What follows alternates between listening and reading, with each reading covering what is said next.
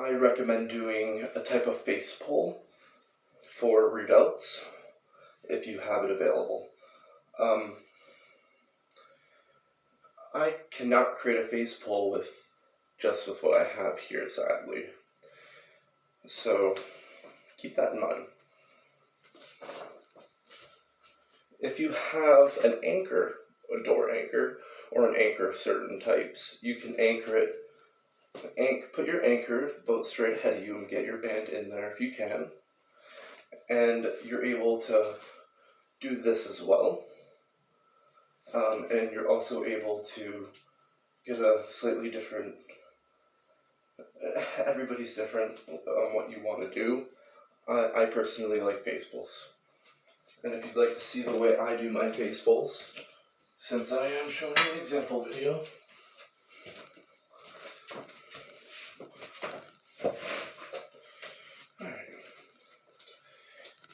so what I do is I stand with barbell.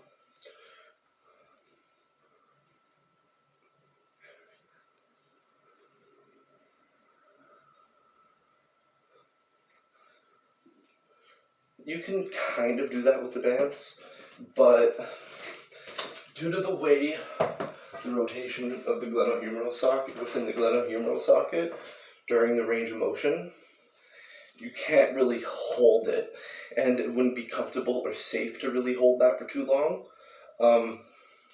It's different for the upright row, I find. Go like this, just like this. You could hold a hell of a lot of weight. So, anyway, yes, I'm losing track of reps and of my thoughts. So, we're going to go ahead and grab another broken band. This one is 5 to 35 pounds. Now what I'm going to do is I'm going to double it up. If you're asking me what I think this tension is, I have absolutely no idea. But I'll just say about 20 to at the stretch point to 45. What we want to do is really get that stretch in there. And make sure you're driving the elbows. You're going wide, but you're still driving the elbows.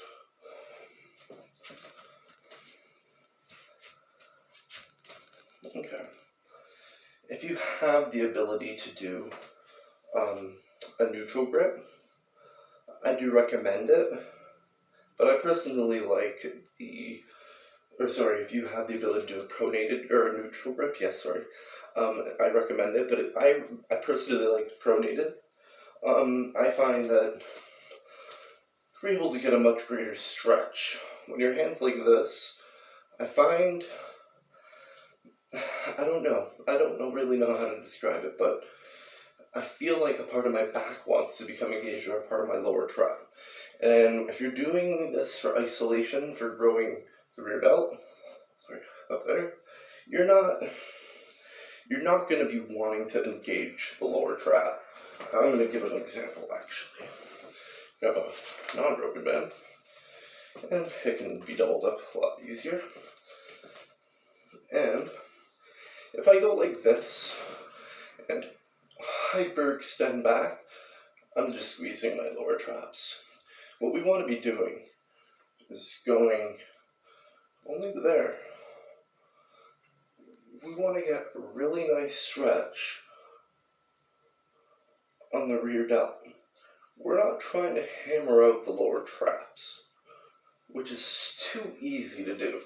You can squeeze this way back here much easier than you can squeeze just this. Once again, we're focusing on a more isolated routine. I am showing some compound variations, but they are still stretch-based. It's something to keep in mind. Alright.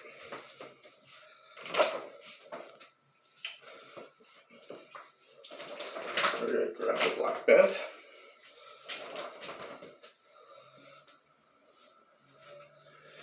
And the great thing about the bands is, no matter how strong you are, even if you're a mass beast, go grab a green band, just single-hand it, and tell me, at a hand placement at about here, perfect waist width, tell me you can pull this apart at full range of motion comfortably without engaging your traps. You're not going to be able to, unless you're truly a monster. Even though I'll admit I am a smaller framed individual. So, I'm going to drop it down. Purple. For anyone wondering, this is 25 to 80 pounds of tension, but I'm only holding a small portion of it. So when you're working out, you're usually using this dangly portion because this is where your feet are placed. But for this, it's the exact opposite. So really stretch that. And the great thing about bands is, let's say you find you're going just a little too heavy. Let it slide in your hand a bit. Retighten your grip.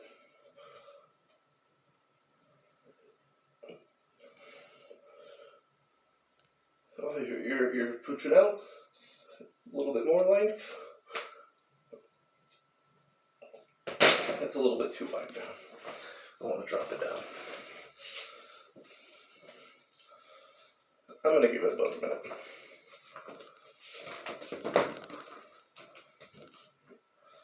What I mean by that, by the way,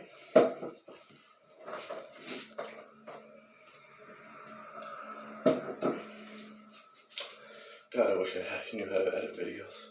But anyway, what I mean is, when you're like this and you're getting pooched on your rear delts, let it slide a bit. Retighten your grip, keep going.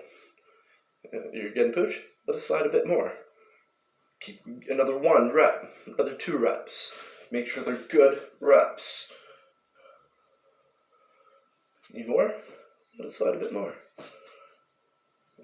More tension. We're doing an isolated rear delt workout. We're not trying to hammer out a huge muscle mass. We're not involving massive amounts or multiple muscular systems. We're literally just going like this. We're trying to hit this rear delt. We're not trying to do anything else. If you want to squeeze your lower trap, you can just basically hyperextend at the range of motion.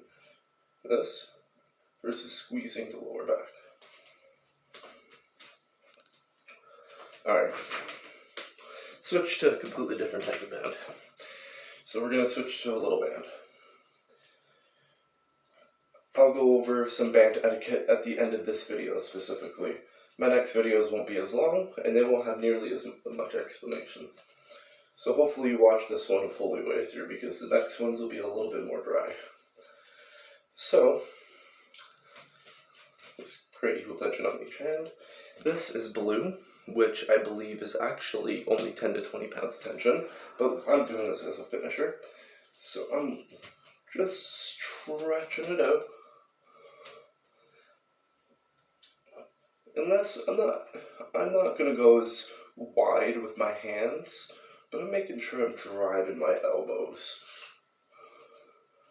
because that's what's really gonna get that engagement there. That's why when you do a face pull, when you drive the elbows, you're able to get rear delt activation. Anyway, so now I've showed some variations of the barbell. I do not recommend those if you haven't done them consistently, haven't worked out for a very long times, and if your mobility or if you have any type of medical issue that may affect any type of physical aspect. Alright, so we're going to move on to traps. People are wondering, how the hell am I going to work out traps with this? Once again, this is very easy. So once I find the black band, we're going to go ahead, and with this one, we're going to place the band on the floor. And it doesn't need to be perfect. The way I like to do it with the bands is to just have them flush together like this. Not on top of each other, not underneath or anything. Flush against each other. Get your feet on there. Now, your feet placement right now, the only thing that matters is that it's in the proper spot. It doesn't matter, but what we're going to do now is make sure our tension is correct on each side. All you have to do is lift your feet up a bit and move it around. And what I like to do is take one finger on each and touch the fingers together. It gives you a good mental cue on each side of how much tension you have. You're going to keep that going and we're going to stretch it out. Why I'm stretching it out is because you need to have a width when you perform any type of trap workout to properly engage the trap muscles.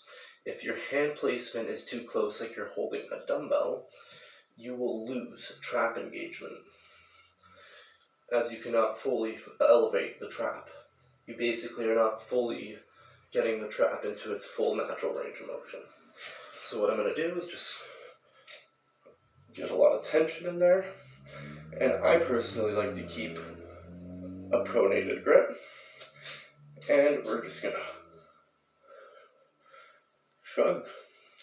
And because these are stretch based, I like to go nice and slow. You can do them power based. This may actually have carryover to power based shrugs.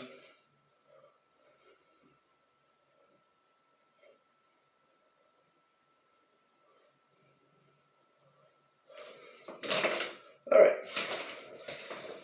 I'm going to perform probably 3 more sets of that. I'm going to perform these a lot more properly. And to give you guys an idea,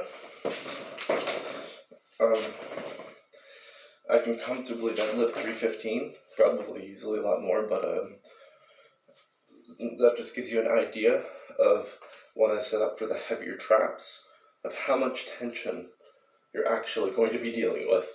I won't even be using the orange one. That's basically what I gotta tell you. Now we're gonna go to the purple.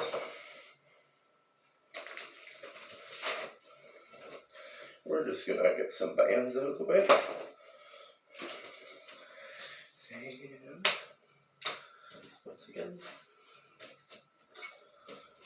what I meant by band etiquette earlier, by the way, for people wondering, just general things to help you take care of resistance bands, things to keep an eye out for, recommendations for those who intend to use these, recommendations for those who are stronger, recommendations for those with some physical limitations. So, once again, not worried about the foot placement, just make sure it's lined up properly. And so this is where I have to make you understand that the middle part of the band is a huge issue with traps. So right here, if I keep just spreading my feet out, I'm in the perfect placement. But once I go like this, there's a lot of tension, specifically on the portion from my feet to my hands. A little bit too much tension on the band itself. So we're going to bring our feet closer together, so we have a little bit more pull on each side. We need the band to be safe. Yes, we want to create more tension, but we want to make sure our band survives another month, another year, another decade if we have to.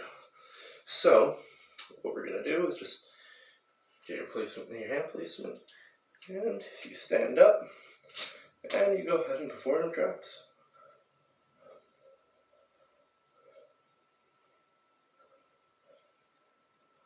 And I find my hand placement is too close. So what I do here now, bring it down, just create a little bit of tension on each end. But now we want to create tension in the middle of the band that our feet is holding, not the band. So we can go back up, and now I have a much wider hand placement.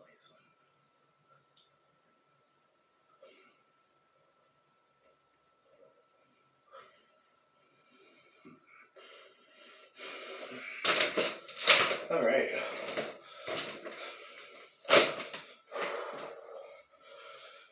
Obviously, if you're using a lighter band and you're able to yourself bring it out a bit naturally, that's fine too. For foot placement issues.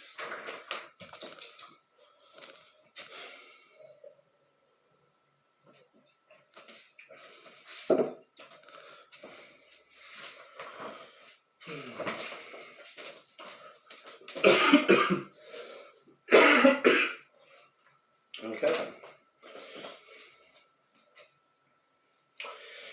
Alright. People wondering, oh, this orange band, or this green band can only go to 50 to 125 pounds of tension. Remember what I said earlier. The smaller bands, their rating seems pretty spot on. But the thicker bands, I think they only kept a safer range just so they had that range that they know was safe. I believe the thicker bands can take far more tension than they're rated for. This is 125 apparently. You saw me do an 85-pound face pull. Alright. The thicker bands are much easier to deal with though, because you are able to stack them. If you don't like the fact that the middle portion of your foot is elevated, suck it up and deal with it, okay? So what we're going to do is make sure you have a finger in there, and we're just going to make sure, switch sides, I don't like that side, alright. We're going to make sure we have equal tension on both ends. Once again, I create a little bit of, this band is going to be a pain in the ass, and it's fine. So sometimes one side likes to kink like crazy. Just make sure it's equal tension on each end, and you have a strong hand grip. Once again, just a little bit of tension. We're going to get those feet out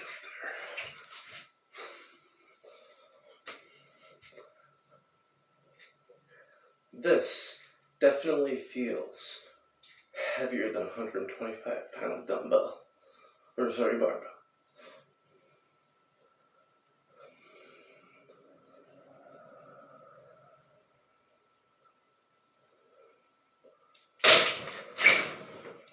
Alright, and I'm going to attempt the blue. And attempt to fail. Alright.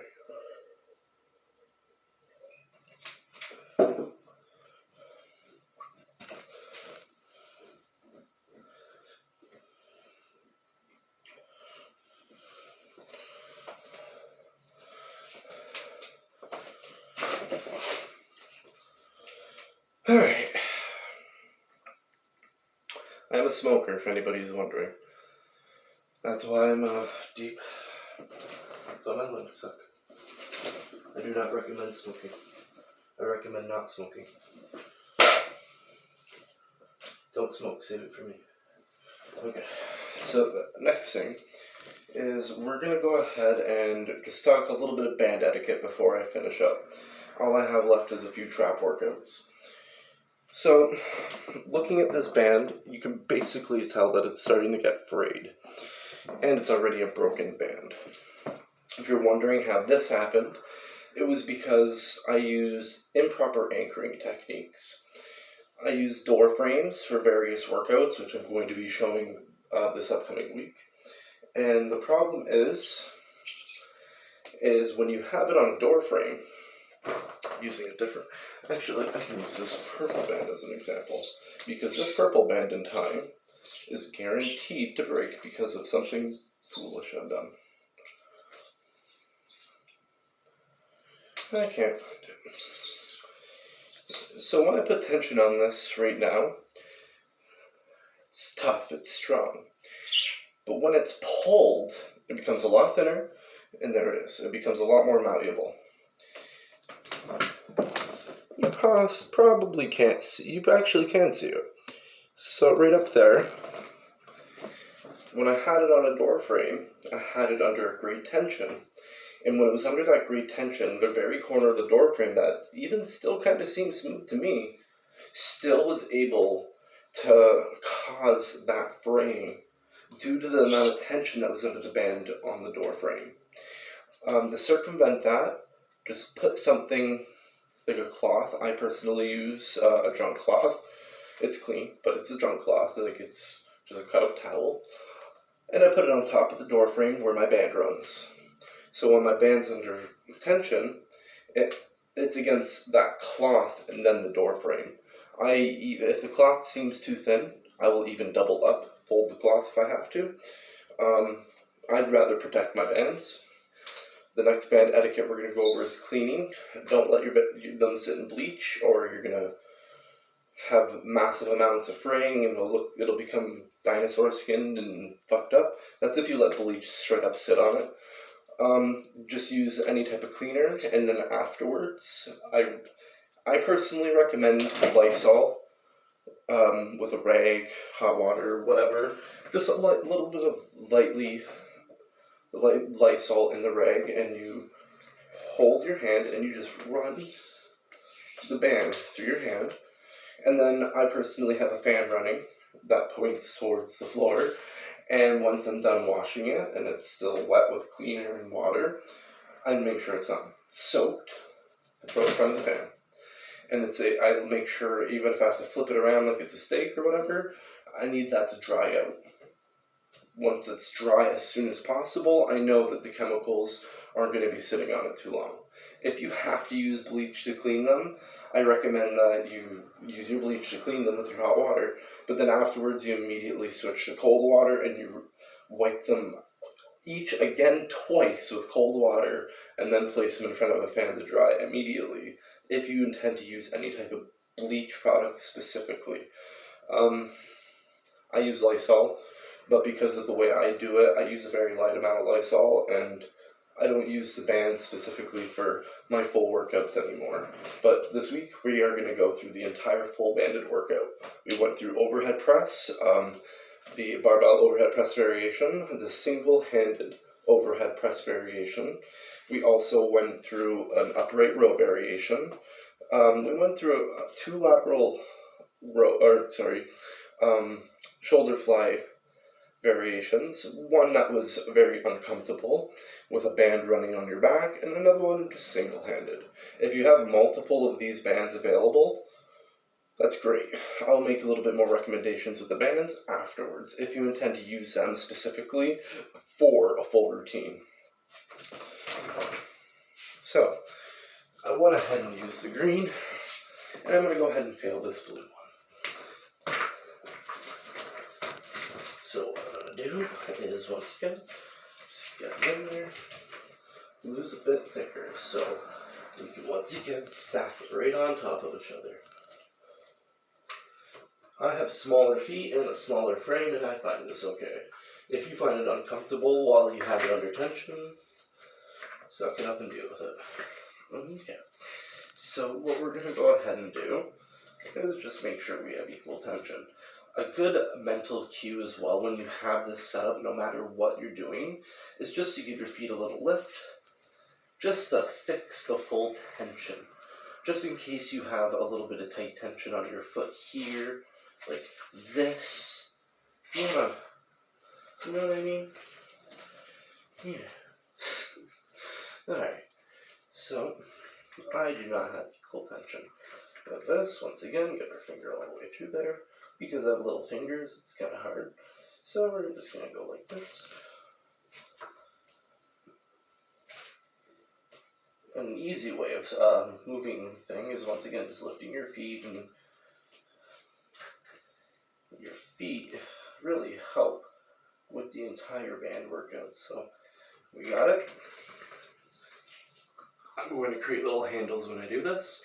Take great tension in the middle.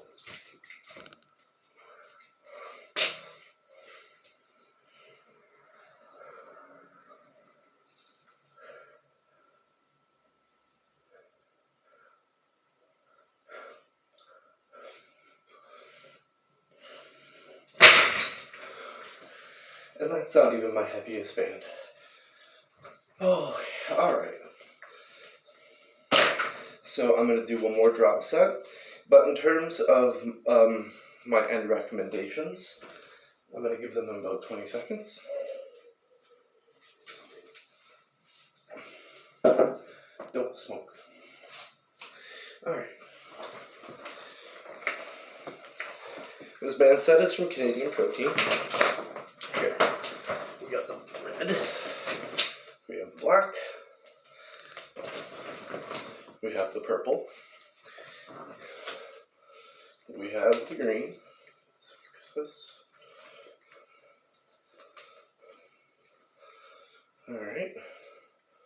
Space it out a bit more so we can actually see what the hell's going on here. Then we got the blue. 1, 2, 3, 4, 5. And then we got this mofo. I'll be using it on leg day. I'll be showing you some weird shit on leg day, okay? So just prepare yourself for that. Alright. So, alright.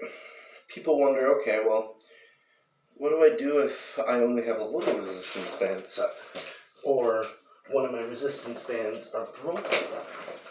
Or I only have access to multiple little bands? What do I do? What do you do? Grab multiple of them and do a single-handed if you really must. I can just go like this, create tension. I want to bring the feet out, and let's really just 3, 4.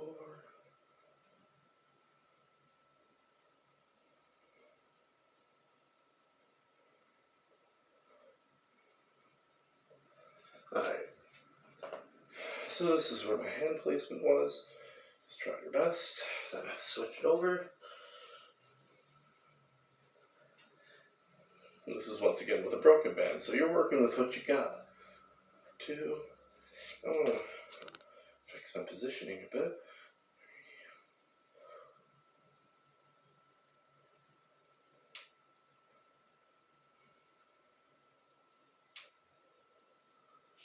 Beautiful. Now let's just say we have a mini band set. I'm going to give it 30 seconds. Once again, if you're wondering how long your wait periods between sets should be, I recommend a 2-minute plus for everybody between every set. Obviously, this isn't doable for everybody, especially based on your workout style. If you're doing a more isolated routine with much more small, lighter volume but greater amount of work. If you're doing 24 sets through your workout versus 12, it's going to take a hell of a lot longer. If you're waiting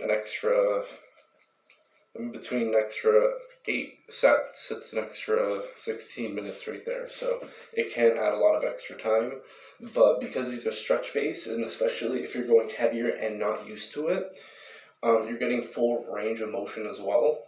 You're actually fatiguing the muscle body to a greater degree than you really realize. You want to actually make sure you're getting a proper cool down between each set.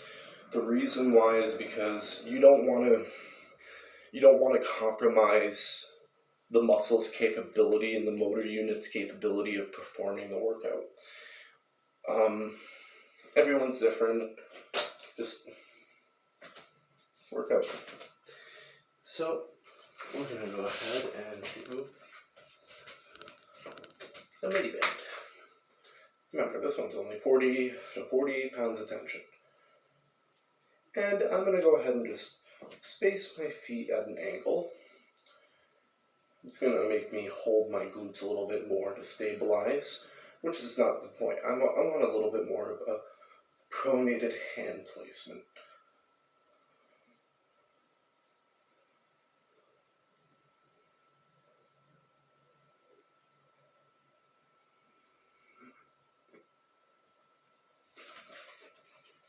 I'm leaning a little down there. You don't want to be doing that if you don't have to.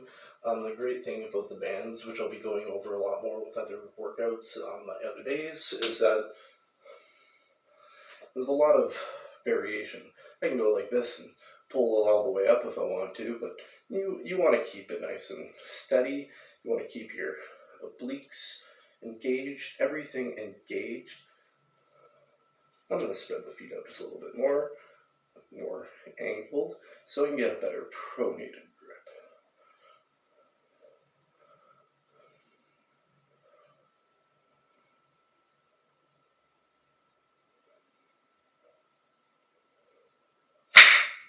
All right.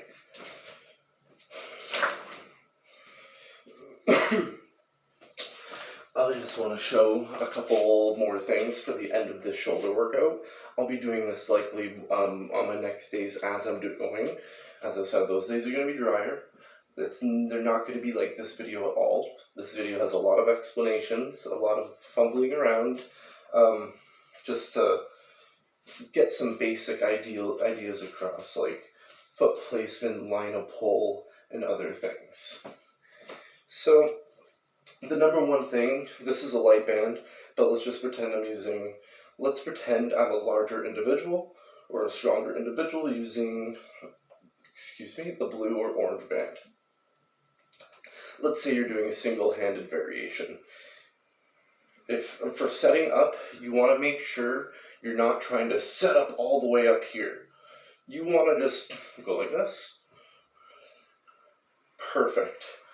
You do not want to be stressing things improperly.